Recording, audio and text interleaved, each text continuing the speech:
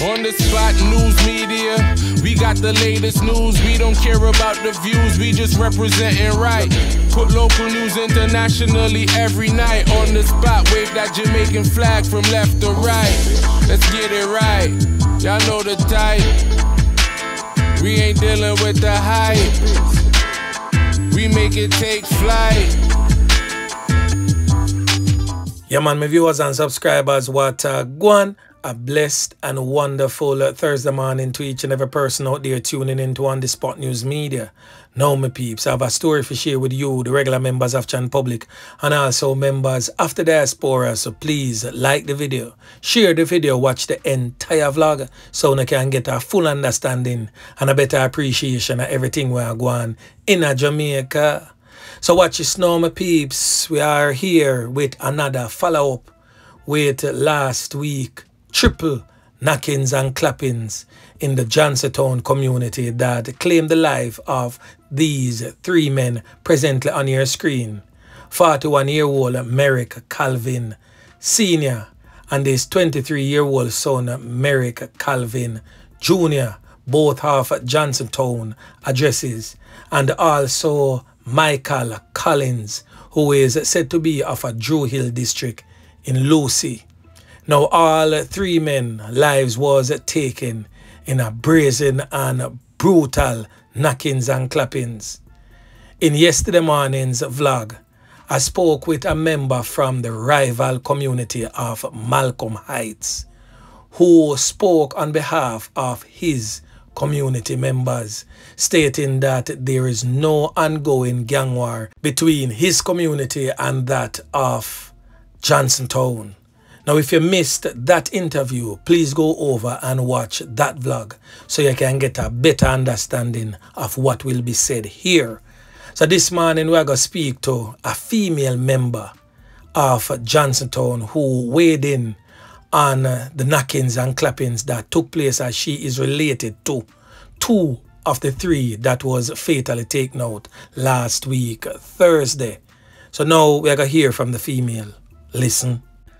Okay, my peeps, so we have on here a resident from the Johnstown community. She stated that she is related to the deceased Merrick Calvin Jr. and Merrick Calvin Sr. So I got hear from this lady as she gives her input on the ongoing gang war between the Johnstown community and the Malcolm Heights community in Hanover. All right, the floor is yours. Good afternoon, everyone. I'm responding in regards to an interview that was done by NBA this morning. I have listened to everything that was said. You all have made some points, some which does not make any sense. If you had known Merrick as well as Calvin Jr., most points that was made, you wouldn't have even uttered it out of your mouth. There's so much going on, and in the case of adding fire to fury, you would have just stopped, listened to yourself, and make better claims. I'm going to touch on one of the points that you said first. The first one is these persons are being paid by politicians to carry out numbers of killings. The second point is persons are going to pay the force to get rid of persons who have done such crime. If we are connected to politicians, why would we need to pay persons to get rid of anybody? That does not make any sense.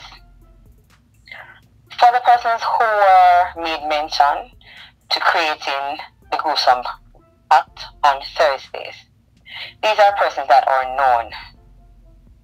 Clive, Muggs, and Coco. At the end of the day is you are making implications that we are sending threat towards them.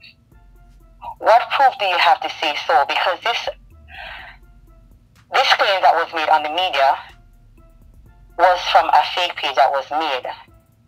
If you should look, persons will do stuff like these to create problems and to take away the actual aim of the police to work and put it in else places.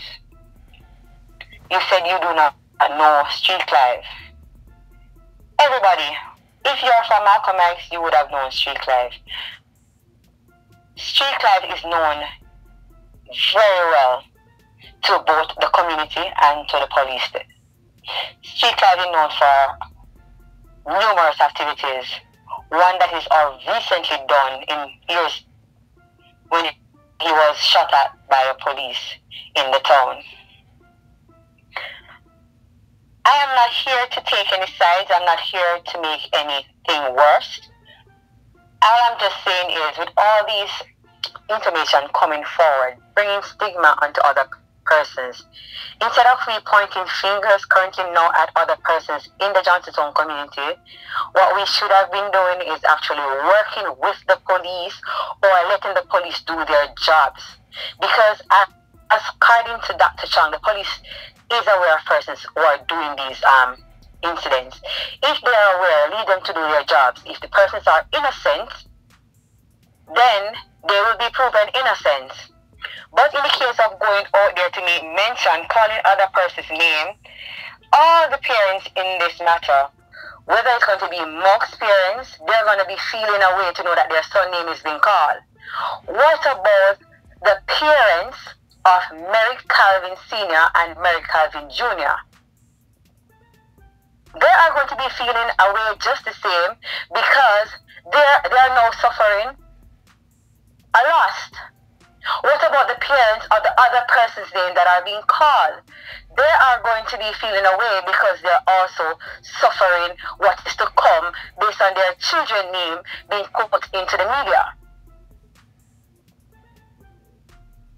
And the next point is, you're going to say, Lord and Malcolm X, there have been no friends, and Lord and Malcolm X are no friends.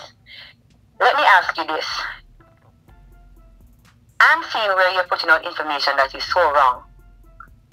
Old Road, is it the same Old Road that we're talking? Remember, there's two Old Roads. You have Old Road, which is in Central, that you guys are rivalry within Malcolm X, while you have Old Road that is located in Johnstown.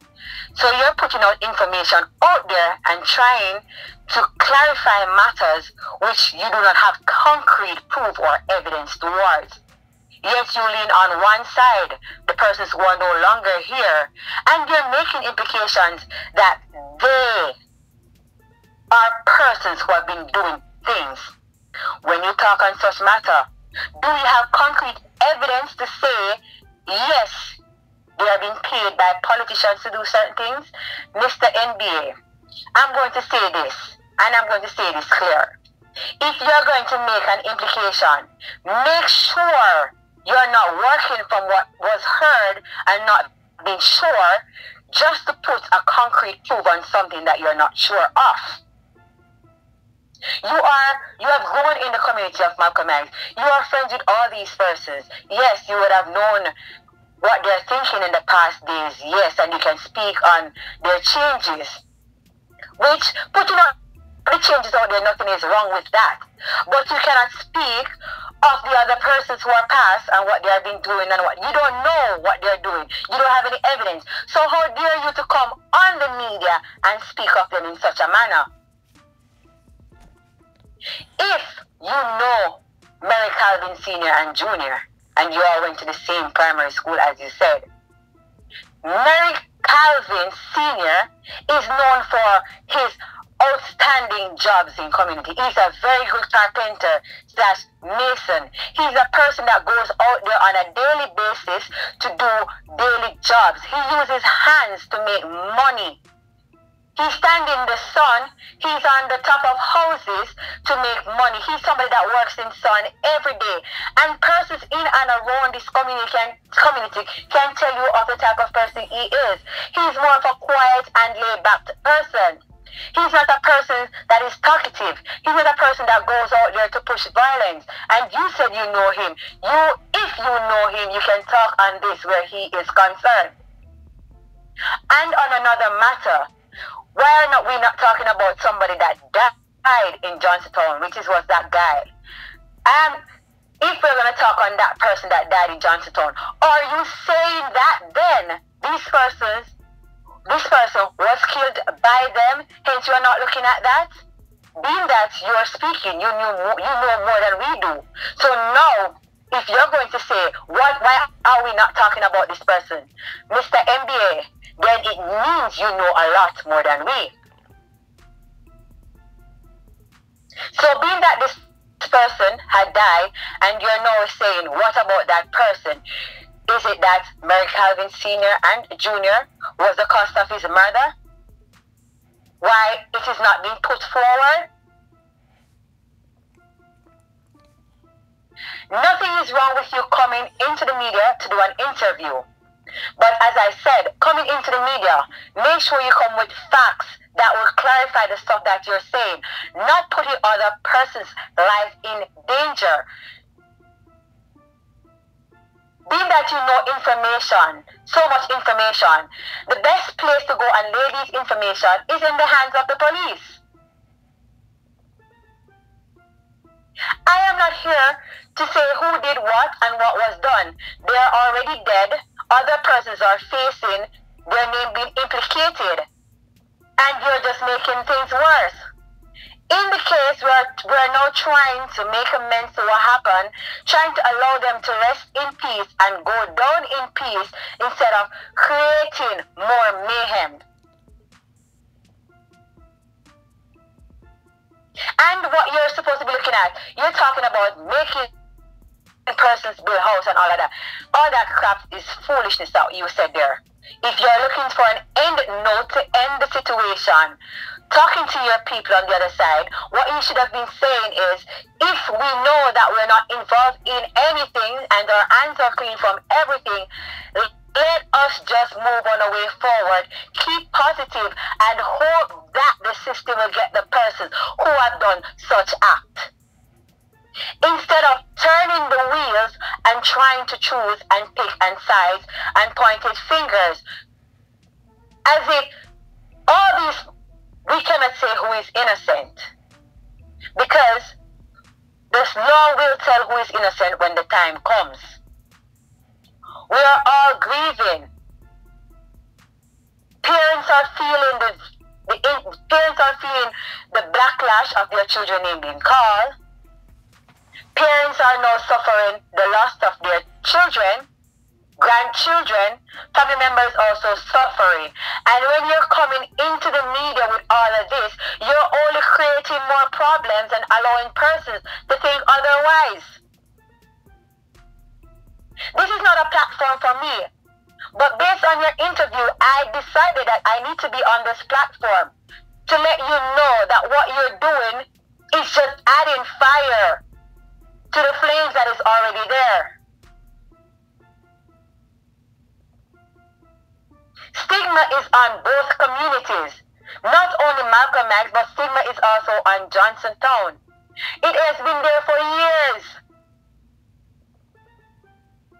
Persons are only living around those stigma as we speak.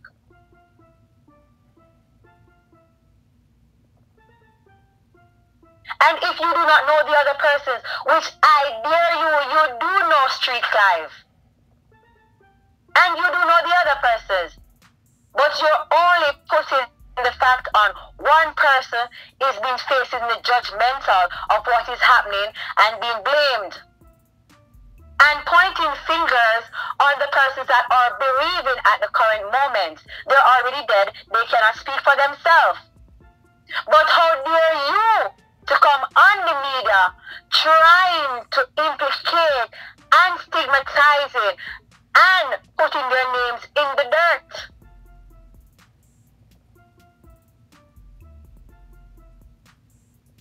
Sometimes it's best to know things and hear things and just let it be.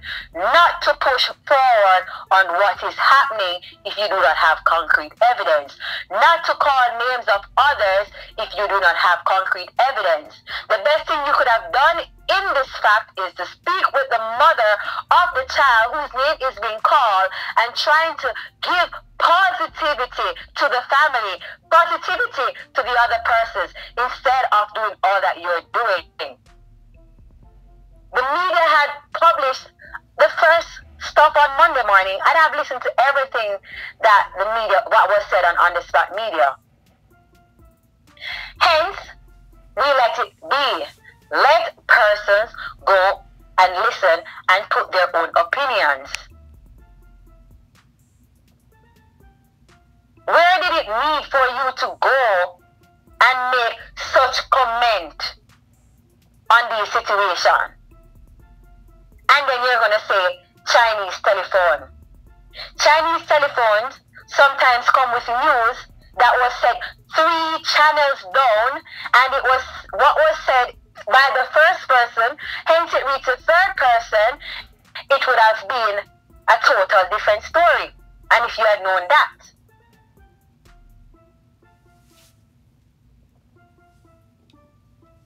Nobody knows who is innocent but God. But I'm going to say, the stigma is there, and the stigma will rest.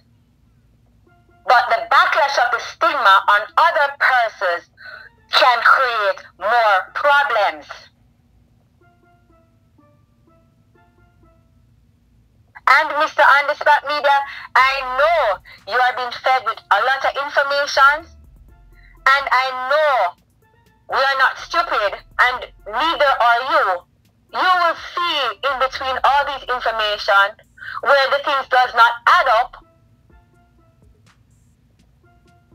and somebody's out there trying to pull all the stories back into what is happening. We do not know where it is coming from. If it's from that end, nobody knows. And it's not time to be pointing fingers, picking side, saying it's this person or that person, but yet I have this belief. If you're innocent, your conscience will let you free.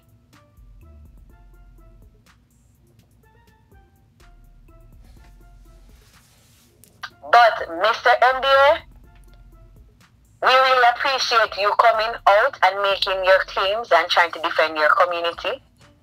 Nothing is wrong with being in defense of your community because you live there and there are other persons that live there and you have reputable people that live within your community. But so does Johnstown. We have reputable persons that live within our community. We have reputable people that is there to say other things. We have reputable people who's going to say these persons are innocent, these persons are law-abiding citizens, or these persons were valued to the community. But no, we're not going to come now at this point in this mayhem to be creating and to be explaining. It's not time to be judgmental. Because currently, everybody is grieving, whether your name is being called, whether you're on the side of the bereavement, we're all grieving. But your implications that you made, it is turning an eye for everybody to look both on these politicians that you had said that is paying the deceased to do murder. It is giving an eye as well on persons of your community, and you're pointing fingers into the other community without solid evidence. Sir, Mr. MBA, hearsay does not go anywhere. And what you hear is not to be placed out there and to be presented in the form that you did.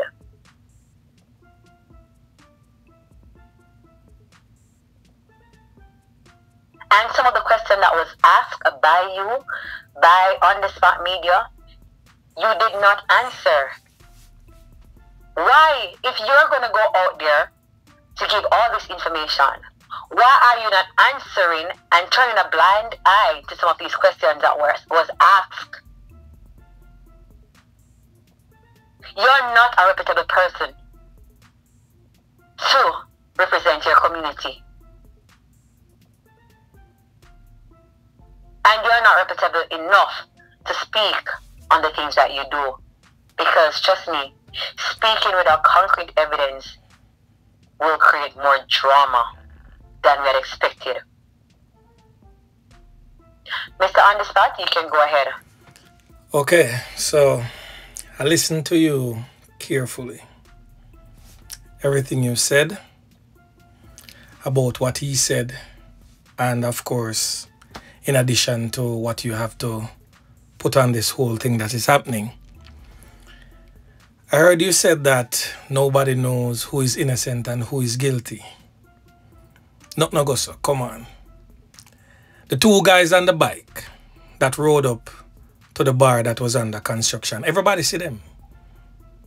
So it's not a secret. People see them. And people know who exactly they came for. So when you say that nobody knows who is guilty and who is innocent, I'm rubbishing that argument. People know. People in a Johnstown know. People in the other rival community knows. And this is the thing that makes gang violence like this escalates, because everybody is turned in a blind eye to it until it comes knocking on their door. So people knowing exactly who did what and why and withholding that information. I'm not saying that they're supposed to present it to me. Present it to the police so that the police can take the perpetrators off the street. People need to be... Can I break your word right there? Hold on. Yes. People need to be just. Hold on. People need to be just from both sides. People need to be just from both sides. And because some persons are related to the criminals, them pick that side there and decide to them are going to stay upon it.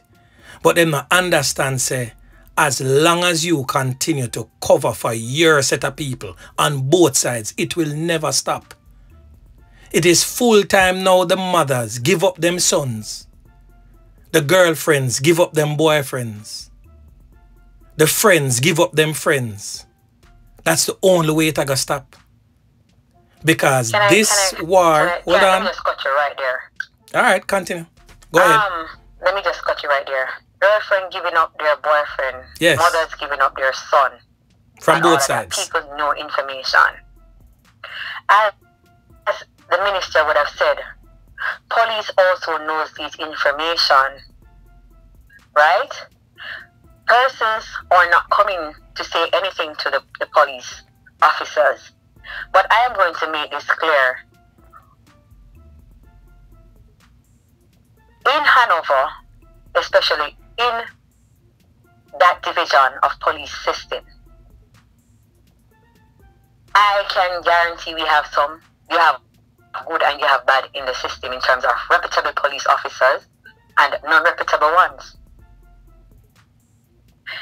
Not if persons even know stuff, they are not safe giving information to them either, because you don't know what or which of these police you'll be giving information to.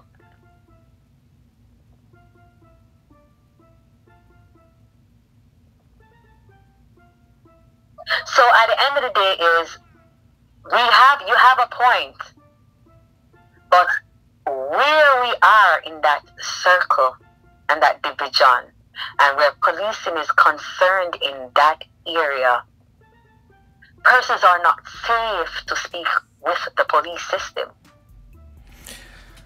Okay. I understand what you're saying. Something now in regards to, there is a specific police officer in that division now that creates a stigma. Hence, nobody is going to even speak with him. The system knows him, and he knows himself. Well, whilst I totally understand what you're saying and in total agreement, but guess what? You don't have to speak with police officers from Hanover in relation to what is happening there. There is a acting commissioner of police in charge of Era 1. I'm pretty sure you're aware of that. Era 1 police is not Hanover police. Era 1 police responsible for Hanover, Westmoreland, St. James and Trelawney. So you can speak with the Assistant Commissioner of Police from Era 1 himself. Or any other person that you feel like is trustworthy to speak with from Era 1. You don't have to have dialogue with anyone in Hanover. And I'm speaking not just to you, but to the entire Hanover Police Division, persons living in that area. You all don't need to speak with police in Hanover if you don't trust them. There is always other ways and means of getting the information to the ears of who need to get it. And I'm pretty sure if anyone... I'm pretty sure if anyone from Johnsontown wish to seek audience with the Assistant Commissioner or any one of his deputies, they will afford you the opportunity to do so. So withholding the information because you're related to or you're close-knitted to will never ever end this continuous cycle of violence. Nobody's withholding any information. You said that nobody don't know who innocent and nobody don't know who guilty. I'm tell you, your platform is very, very good, and it opens person's eyes to a lot of stuff. But another thing is when persons come on these platforms without concrete and start to point fingers, both myself and you know what is up next. It opens eyes for mayhem, eyes for massacre, eyes for things that is beyond to come. So when that interview happened this morning, and that gentleman was starting to point fingers, even if the person is of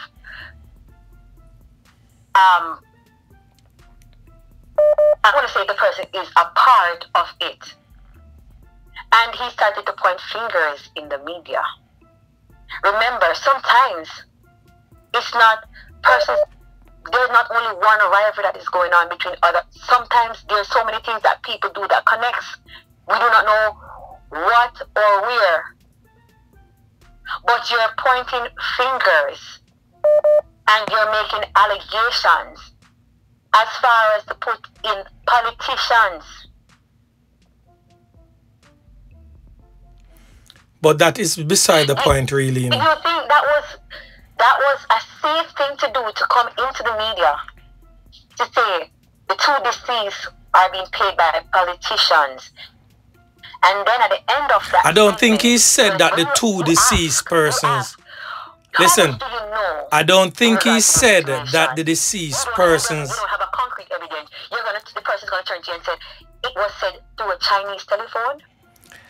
I don't think he said that the deceased persons were the ones that being paid by the politician. No. If memory serves me correct. In the end of what he said he is from that era, and these persons. And you said, what are you trying to say? The deceased, and he said, demand them. Right, he said demand them. Politicians. So he broad brushed it. He did not specifically say that the deceased men. He said demand them from Johnsontown. You understand? But listen to me. I'm going to contradict, because he even contradicted himself in one of the statements. Because I wanted to say, ask Mr. MBA. He didn't specify as to what their two old roads. And he specified that old road and they are not friends. But remember, there are two old roads. Which are you specifying? So you're saying that one of the old roads is friends with Malcolmites and the other one isn't? One of the old roads is of associate with Malcolm X. So he is saying that old road and Malcolm X is not friends, which is the old road beyond Malcolm X, which is the lower bottom of Malcolm X, they're not friends. But what of the other old road is friends to them, and family members. That's the reason why I said once he comes on the media and putting things out there and misleading information, he's only talking to protect his community, but he's not speaking facts. Instead of having persons that linger all over the place and to create more problems on what is already there. Hence, coming out there, Mr. NBA, to put out your information, it is your opinion. It is, we are free. It's freedom of speech. And nobody can stop you from coming with freedom of speech. But you cannot come to implicate others from what you have heard without concrete evidence.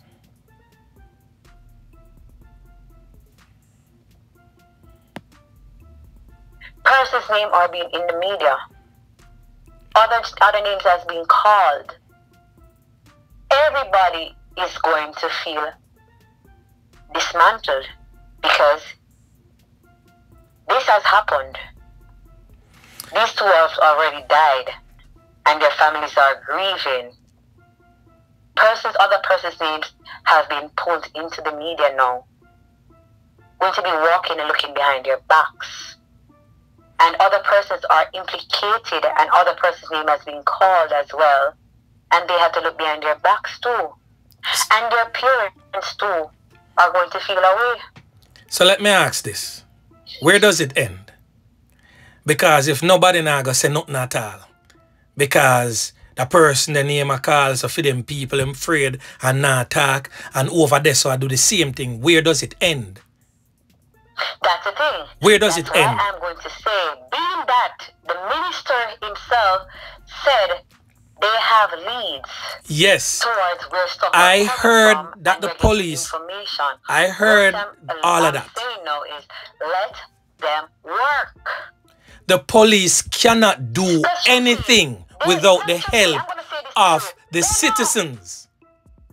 The police cannot do anything without the help of the citizens. The police cannot secure. The police cannot secure a conviction in court of the criminals without the assistance of the citizens. So if the citizens are not willing to say nothing, a more dead body can get picked up straight. But the violence is going to continue. It's good. I said this, and I'm going to be honest with you, sir. And if you should look at my point, and we all see this happening over and over in Jamaica. Crime, information will come to and go into the police hands. They'll make arrests. Persons go make statements. Alibis are being placed. Nothing comes out of it, and then it continues. I think the police system overall is very bad in Jamaica. I think overall in Jamaica, until we get the proper facilities, the non-corrupted system, better policing, police in love of their jobs instead of money, police doing what they love because they want to see a better Jamaica, it's not going to be better. It's always going to be a reflection of crime solving crime. All right, let me say this to you. You will never find a police system, nowhere at all, that is without corruption. Never. Because you have to remember this, that the police, soldiers, the security forces are taken from the pool of the public. And the Jamaican populace is what? And the Jamaican populace is what? The Jamaican populace, we both can't speak at the same time. We both can't speak at the same time. It's safe to go to the commissioner himself. How do they know that if they go outside of their division to make complaints? How do they know that these persons, even the commissioner himself, will speak to somebody else in those divisions? How do you give them reassurance? How are we reassured that even the commissioner himself does not have connections? Because we see it over and over. Okay, so you're just saying that. So basically, then you're saying that. Always going to grieve and grieve over and over. So basically, you're saying that everybody just make up their mind for bury them dead then. So everybody just make up their mind for just bury them dead then. Since nobody no trust nobody at all, nobody now go forward for say anything. No, it is time when they're going to need reassurance, not just, I am going to protect you, I am going to guard you in the case of this. You give me the information and I'll apprehend the person, but tomorrow they're out.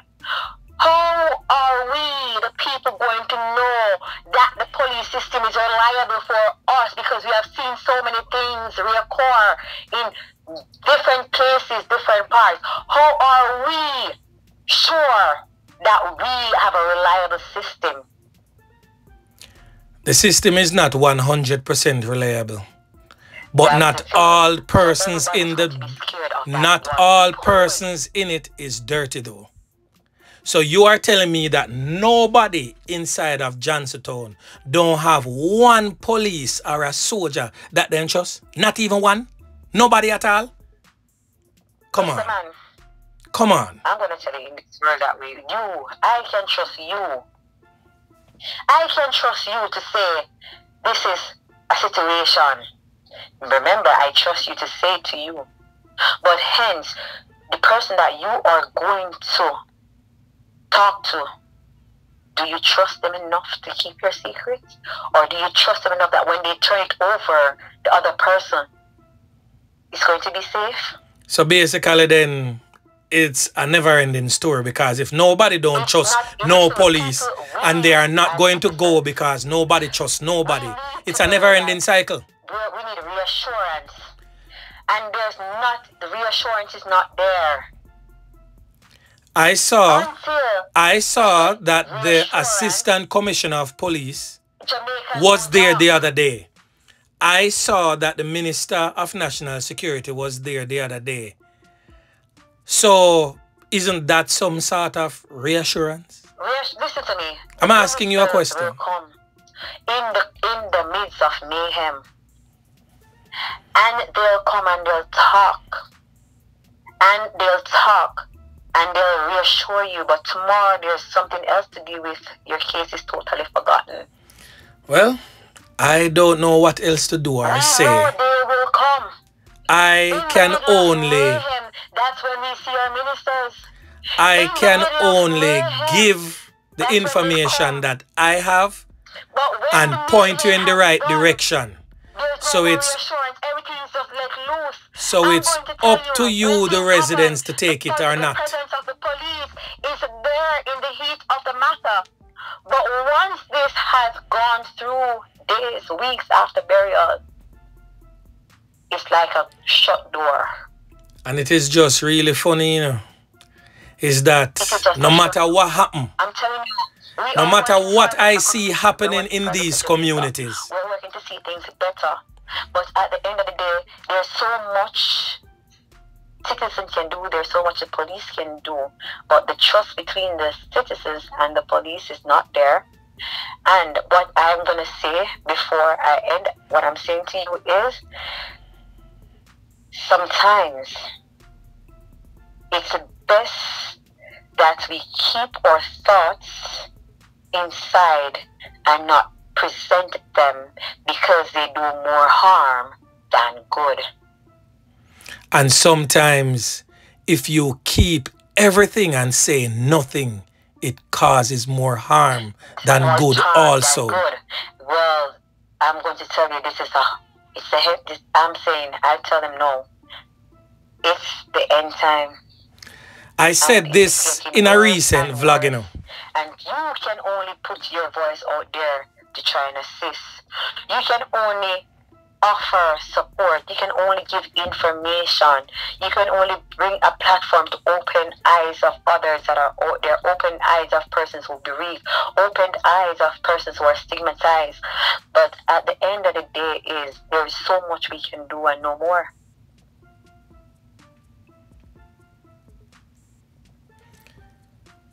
Well, all I can say... And deep down, I know you can listen. I can listen. And outside, I can have a conversation with you. And I'm going to tell you, a lot of things that you fight for and you fight to see, it's been decades, months, weeks, years, you're fighting to see these results. Right? But it goes on and on and on. Well, ma'am, I can only say that at some point in time, somebody have to give. Something has to give.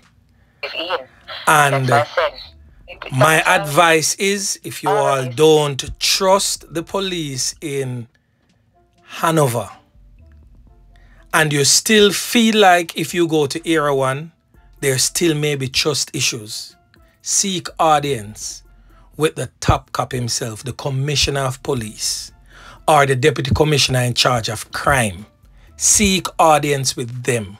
I'm pretty sure they will accommodate and give the information at the highest level if you think that the grassroots is not to be trusted. Has opened the eyes for audience, and the audience, some will come in to make assumptions. Some will come in to give input. Some will come in to judge. Some will come in to make positive from the negative. But in what I see now is you're going to use this platform for better. And it will continue to be here to open the eyes of persons, to give persons more knowledge, but also let it be for the betterment of the people, the betterment of the community, but not to be a platform that is going to vindicate, or a platform that is going to add more fire to fury, a platform that is going to create more dramas, that is going to create more mayhem. No platform can do that. No platform. Let me cut you right there. There is no platform that can cause a war between communities. None. There is no platform out there. Some things are better to not be said because it's only creating. I have nothing against Mr. Man that spoke this morning. But the fact is, when you're going to speak and point fingers directly on a person without concrete evidence, you're only creating more drama, more mayhem, more problem that is already there. Well, let me say this, ma'am. There is no platform out there. Let me say this. There is no platform out there that can cause a war in any community. None. Because criminals already know who and them. Listen, let me speak, please. Criminals already know who and them in a war. Criminals already know that. Are you going to give me a chance to speak? Both of we can't speak same time. Both of we cannot speak same time. Sometimes it makes it escalate even worse because persons, you call somebody's name, somebody else is out there going to say, oh, he did that, you're going to do it without knowing facts.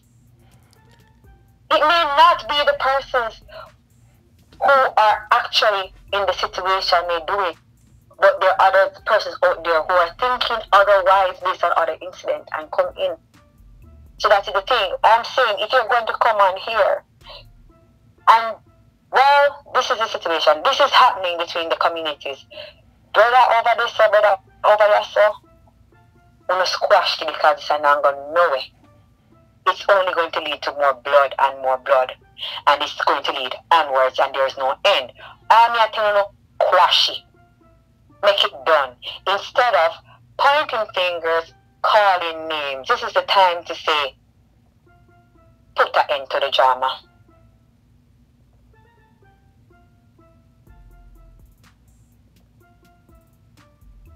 Put an end. Not pointing fingers. No. It is sad. I'm going to say it is very sad. It's very sad. But all this happening here is a roller coaster, and it's a circle, unbroken circle, just going round and round. I really appreciate what you're doing. The platform, it is here for a reason. And that you're trying, this platform, I know within yourself, you do it for more of the positive instead of any negative.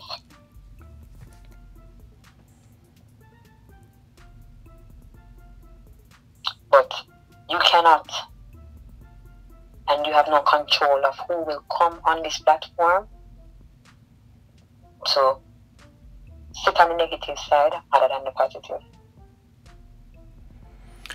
Well, I just hope that persons who are listening from your community and also from the rival community do the unpopular thing and speak up about the injustice being done in both communities. Because right across the length and breadth of Jamaica, we see this happening. And until the mothers speak out against their sons, girlfriends against their boyfriends, family members against their own family members, it will never stop. As long as everyone keeps covering up for their side, the only person that will benefit from all of this is the funeral parlor. So true. So the onus is now on you, persons living in these communities, because this is not a fight only for the police. Because guess what? When we see the murder tally each year, it is not policemen and women who makes up those huge numbers. It is the regular members of Chan Public. So it is not a police war alone to fight. It is not a politician war alone to fight.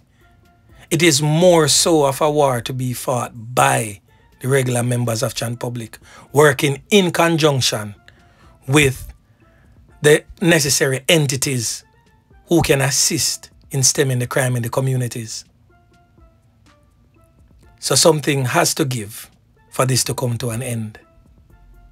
Until then, you are just going to have to just bury some more bodies. Sad, but it's the truth. It is. Well, as I said, and I'm going to say, this is not the time to be pointing fingers. This is not the time to be pointing fingers. Sad to say, but fingers have to point. And this is not the time for the real perpetrators to be caught. Fingers have to be pointed for the real perpetrators to be caught. Trust me, we only pointing fingers now. Then how the police is going to get the information if nobody speaks? It's not. It's just getting to the root of the matters, working together. And that is pointing fingers. Working together. Everybody has to work together. But it's finding the persons to be trusted to work with. Well, I pointed you in the right direction. Hope you take the foolish advice. Not you necessarily, but members of both rival communities.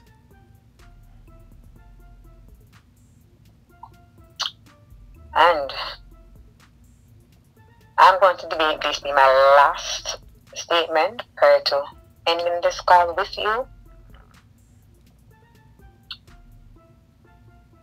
Being stigmatized, a stigmatized community a stigmatized individual, no matter how you try to change that once you've been stigmatized and you stigmatize the community or you stigmatize individual, that is one thing that is hard to turn around. It is a tarnished. I have seen where the community I lived was stigmatized years ago. And even when that community and the persons and individuals in the community tries to do better, when some were stigmatized wrongfully, the stigma did not go. Trying to change the situation from that stigma did not work. I have spoken to members of the police force myself in regards to constant stigma placed on individuals of not that cost. But I was also told by these police is I will continue to stigmatize them based on what I heard. And I said to that police officer, you are going to constantly stigmatize them. And on major occasion, you spoke with them and you said, you're not seeing where all of that is coming from and why they're being stigmatized. But guess what? It's there and it cannot come off. So I'm going to say, when stigma is placed on innocent people, it will never come off, especially when it is being painted by the system. Innocent people, you say, are people who are trying to change? Innocent people, because I'm going to tell you now, I'm talking from experience. I have dealt with a person in the police force regarding stigma placed on individual, and I spoke with them on a one-on-one base to say, why do you place that stigma on that person? And I was told it's because of what we heard. I said, you heard it, but did you follow up to investigate based on what you heard? I was told, there's no time to do that, it's already placed, we just have to work with it. And you can categorically say that the person which that stigma was placed on is indeed innocent. I can say confidently here that persons too has been stigmatized. Persons that I know of is being stigmatized based on what a police officer had heard and failed to do the necessary information to clear the system was a long time ago. But there was a saying, I know, but guess what? You don't know about it, but do I have to do? That was it. Hence, I'm not saying I'm going to dwell on the past, because it's the past. And it is already done, and it's in the past. But I hope fair work has been done, just work will be done, and I hope and I pray that all these things that have been talked and whatever information the police has gotten, I cannot tell a person to go forward and say what they see or to talk on what happened. But if they feel to do so, they can. But I won't tell that soul to do nothing. And at the end of the day is, you all go tell the police what you see, you all go to the police what you do if you see something. Because how will I guarantee, or how will we guarantee what is being said is being saved? Okay. Well, as I stated, the onus is on you. There's nothing else that nobody else can do. If you don't listen to me, but I'm going to tell you, God sees everything. He knows everything. And if this is the end times, and he said he knows all things prior to them being happen. And he knew this before it actually happened, and he knew what is going to happen next, and he knew what is going to happen to come. So he knows he's in control, and if it is of God to end it, he'll end it, and if it is of him to continue, he will continue, because we are only man. Only the Creator has the last say. Okay. God and time, I say. All right. God and time.